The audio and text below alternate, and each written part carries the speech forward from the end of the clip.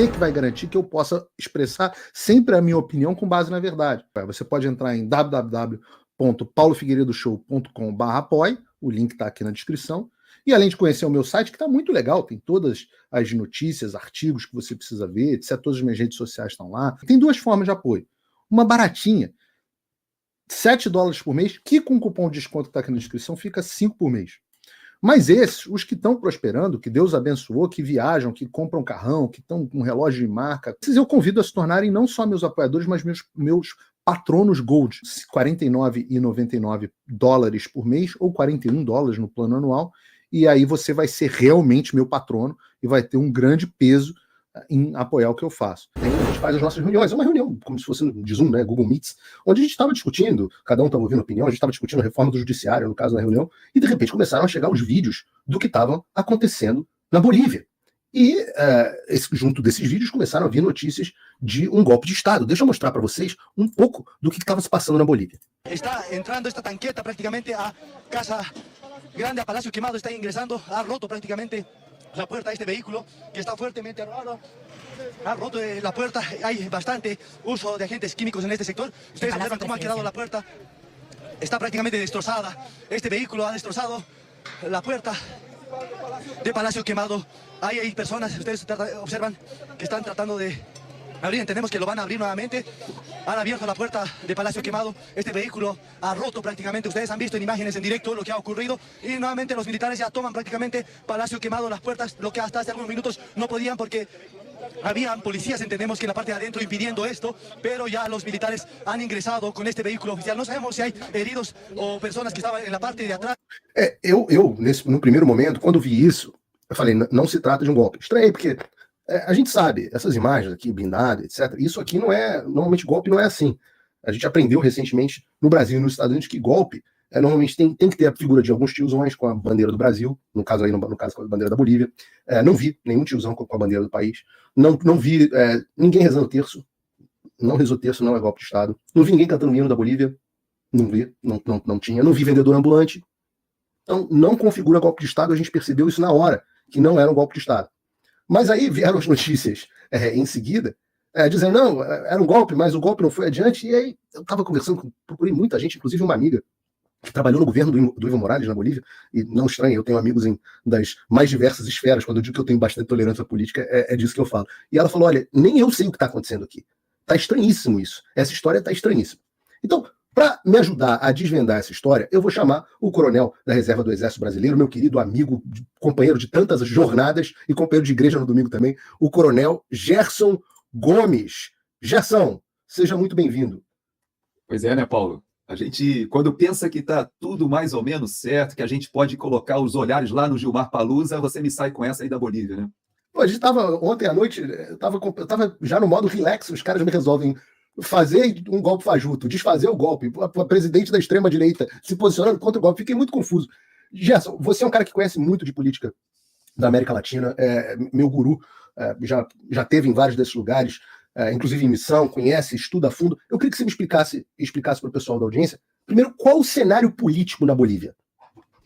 Vamos lá, então é importante a gente olhar para essas imagens que você colocou, trazendo primeiro algumas sinalizações, né? Que você fez obviamente, essa comparação jocosa com o nosso golpe do Brasil, né, lá em Brasília, mas você vê que essas imagens que você está mostrando, esse aí não é o Palácio Presidencial que está funcionando.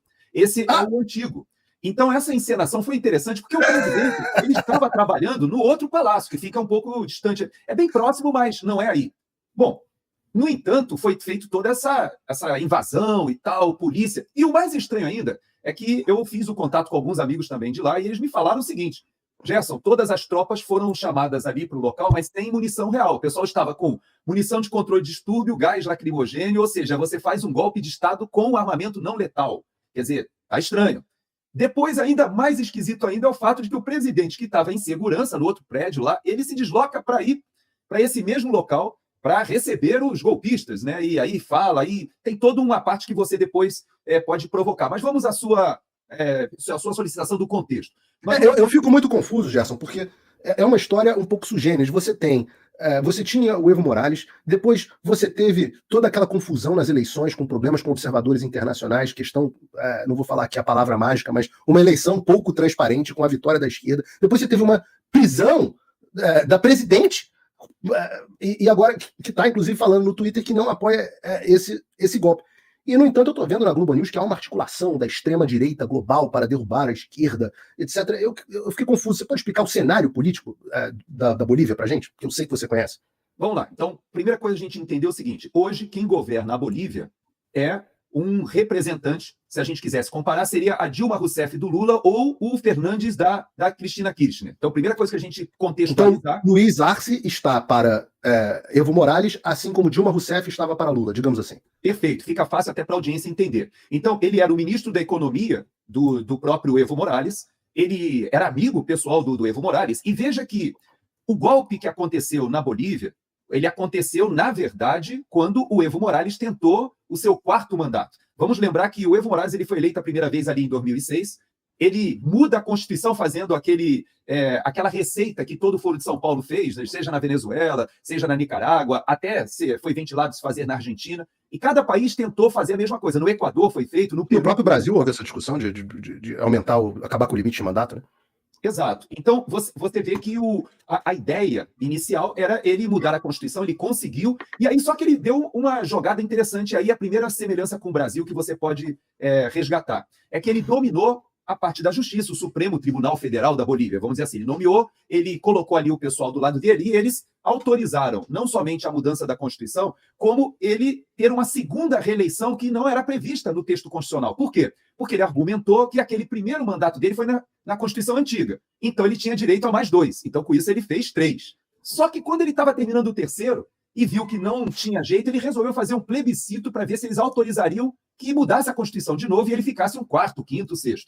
Ele se inspirava muito, obviamente, no Fidel Castro, ele se inspirava muito no próprio Hugo Chávez, mas acaba que o Chávez fica doente, morre, o próprio Fidel Castro, que muitos pensavam que ele não morreria nunca, ele acaba morrendo, mas no caso do Evo Morales, ele queria se perpetuar, fez o plebiscito e aí teve o primeiro problema, porque ele perdeu o plebiscito. Então ele perde, e aí o que ele resolve fazer? Ele vai para a Suprema Corte, o STF, e mais ou menos como o Gilmar Mendes falou, né, que o Lula deve a descondenação e a reeleição dele ao Supremo Tribunal Federal, mais ou menos a mesma fórmula, o Evo Morales olhou para o Brasil e falou assim, eu vou aplicar isso aqui também. E aí o Supremo Tribunal Federal me saiu com uma sensacional lá, o boliviano. Ele disse que era um atentado aos direitos humanos não permitir que o Evo Morales concorresse a 4ª vez. Aí pegou mal, porque aquele mesmo tribunal que você foi em Washington apresentar suas denúncias, o pessoal foi lá e disse, olha, não dá. A OEA falou assim, olha, essa daí tá difícil de engolir, dizer que é direito humano não deixar o pobrezinho concorrer a 4ª vez. E aí, as Forças Armadas, e é importante esse ponto, porque aí é que entram as Forças Armadas. Eu estive com militares bolivianos lá no Haiti, e eles me explicavam a situação do Evo Morales, eles diziam o seguinte, coronel, mi coronel, né, como eles falam, a situação é a seguinte, a gente vai empurrando com a barriga até que o Evo Morales vai ter uma hora que ele vai ter que ir embora. Já ouvi isso antes em alguma Força Armada da América Latina, não sei onde foi. Pois é, então o que eles fizeram? Eles foram aguentando, mas só que o Evo Morales resolveu dar essa de não sair, e as Forças Armadas, na época, elas apoiaram o movimento popular, dizendo, olha, 4º mandato não dá. Mesmo assim, o Evo Morales encarou a eleição, foi eleito, só que ele foi eleito e foi denunciado por toda a comunidade internacional, e de lá para cá se instala um regime bem interessante. Por quê? Foi eleito supostamente, né, Gerson? Não, sim, supostamente eleito, porque havia uma série de não só a questão de ser ilegal, porque ele não era reconhecido por 4º mandato, mas a Suprema Corte lá disse que ele tinha o direito humano de participar, mas também foi manipulado, houve toda uma questão de falcatruas ali. Bom, transparência eleitoral, vamos chamar essa palavra. Sem transparência, eu estou tentando achar o termo para não falar, mas na verdade houve... O pessoal entendeu aquilo que a gente não pode dizer. Isso, exato, mas houve. E o que acontece é o seguinte, olha só, a Yannis, que aliás eu quero te parabenizar, né, porque a filha da Yannis, ela tweetou ontem, né, e até eu vi você colocando lá no teu X, né, que até a Yannis consegue ter o X dela funcionando presa e você não consegue. Pois é, uma coisa impressionante, cara. Ela tá lá falando no X dela à vontade, presa por abolição do Estado de Direito, sei lá qual foi o crime que enquadraram ela, presa por um golpe, e tá lá com toda a ditadura da Bolívia, com todo o problema do Foro de São Paulo, eles não têm a coragem de fazer com a ex-presidente o que fazem comigo, que não sou sequer acusado de nada. E não somente ela, o Camacho também. Se você olhar o governador, Exato, você vê que não só ex-presidente, quanto o governador, que também está preso, ambos foram presos com o retorno do Evo Morales. Veja que, voltando ali naquele momento, a população se rebela a um grande movimento, e o Evo Morales ele acaba fugindo para o México, depois ele vai para a Argentina, e o que aconteceu? Ninguém queria assumir a presidência, Paulo. Eles foram assim, bom, o que a Constituição diz? O vice eu não quero. Aí foi para o presidente do Senado, eu também não. Aí foi aquele negócio, sobrou para a Yannis, que era vice-presidente do Senado, acho que era uma coisa assim. Sobrou para ela e ela falou, olha, eu vou assumir, vamos fazer um governo interino e vamos convocar novas eleições. Então ela foi super democrática. E ela convocou novas eleições e o que aconteceu? O Evo Morales, do exterior, atuando ali da Argentina, ele conseguiu aquilo que o Correia não conseguiu no Equador. Porque o Correia passou pelo mesmo processo, igualzinho no Equador, ele foi para a Bélgica, foi para a Europa, fugiu, e ele tentou retornar, perde a eleição, e depois, e o interessante também é que o Correia quase consegue voltar nessa última eleição, eles assassinam o principal candidato, por coincidência, mais ou menos parecido com o que aconteceu com o Bolsonaro ali, com aquele atentado, só que no caso do Equador funcionou, eles assassinaram o candidato presidencial há 2 semanas do primeiro turno. Que era um jornalista, né?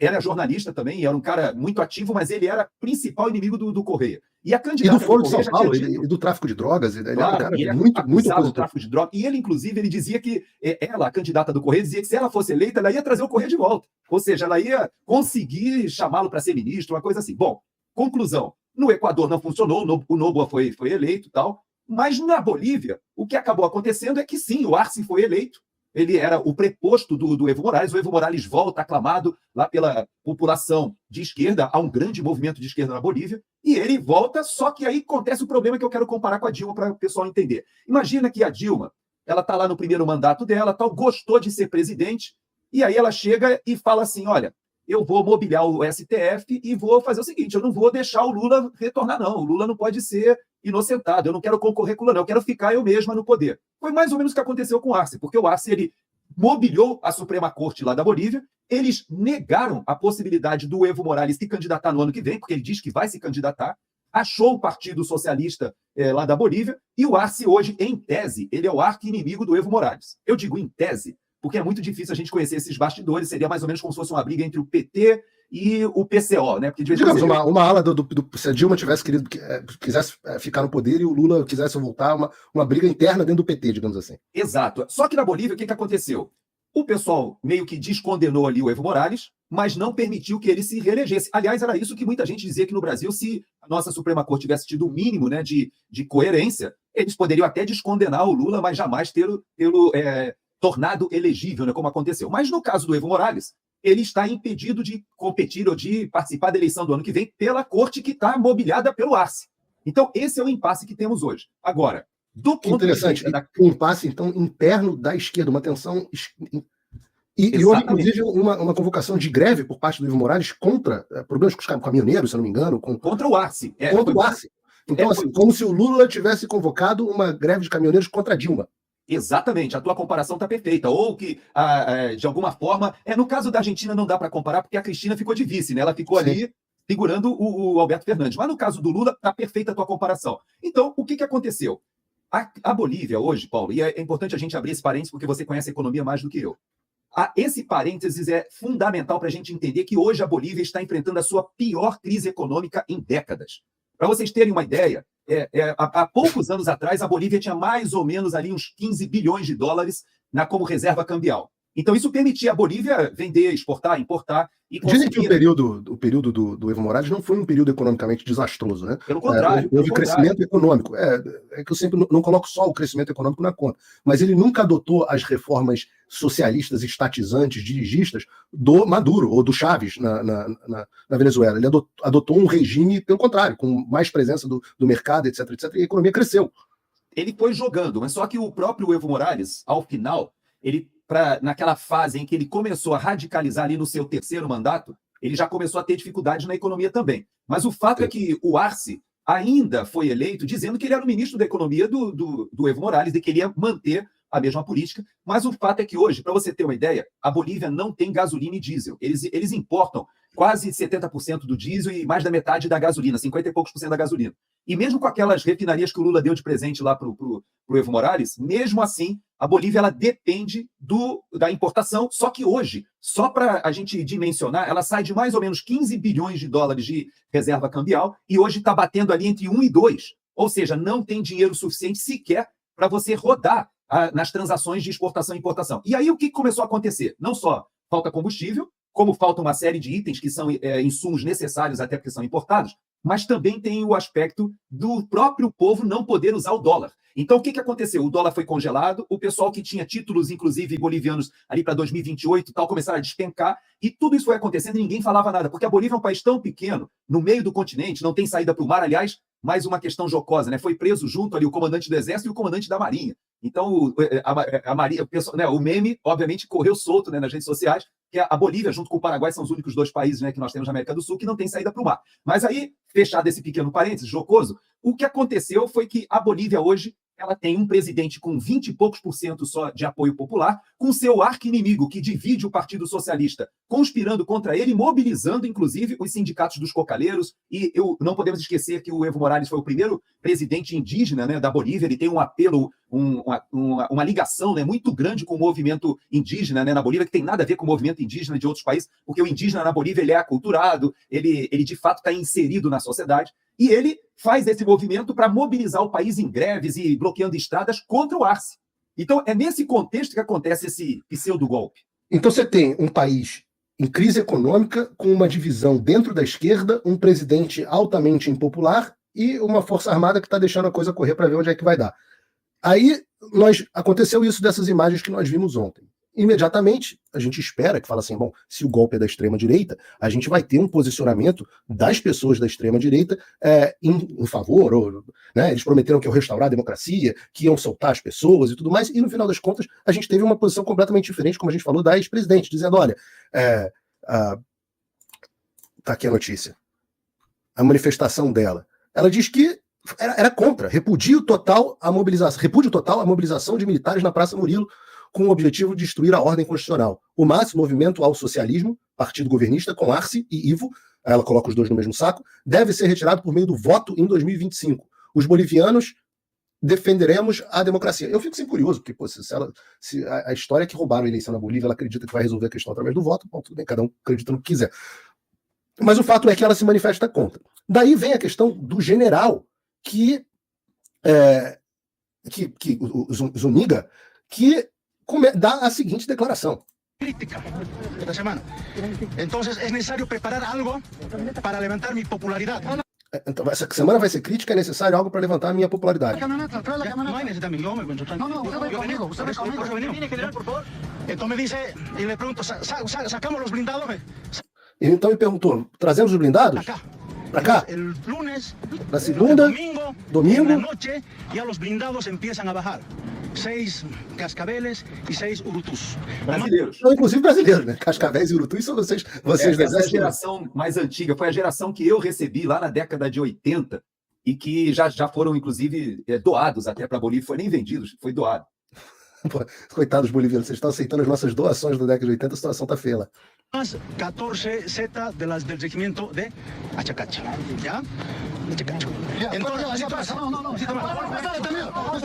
Mas ele faz a declaração, vou botar aqui desde o início, essa parte aqui. O presidente me dijo, o presidente disse, a situação está muito rodida. Que meu espanhol não é muito bom, mas eu entendi que a situação está muito fodida. Foi isso que eu entendi. É mais ou menos isso mesmo.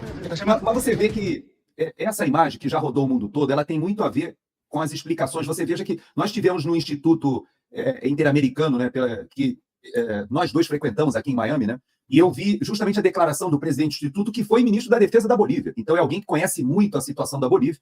E ele estava justamente falando logo no início, ele dizendo, olha, isso tudo é um teatro, porque a ditadura na Bolívia, ela é uma ditadura, e ele faz questão de lembrar disso, que pouca gente fala da ditadura da Bolívia. Muito se fala da ditadura da Nicarágua, da Venezuela, de Cuba, e pouca gente fala que, na verdade, desde que o Evo Morales retornou, ele prendeu a ex-presidente, que foi uma pessoa super democrática e honesta, porque, inclusive, poderia ter feito alguma armação para ficar no poder e não fez. Ele manda prender o governador do principal estado do país, o mais rico, que é, inclusive, o que faz fronteira com o Brasil, porque era um opositor político, e hoje tem um monte de presos políticos na Bolívia. Estudante, jornalista, né? Tem jornalistas, militares, inclusive, também. Quem se levantou contra o retorno do Evo Morales, o pessoal foi preso. Agora, esse momento que a gente está vivendo ali, há a grande possibilidade que isso que ele falou seja verdade. Ou seja, que o presidente o chamou no domingo, não podemos esquecer que ele era o comandante do exército desse presidente de esquerda. Nenhum general das últimas décadas chegou aos altos comandos se não tivesse alinhado com esse grupo aí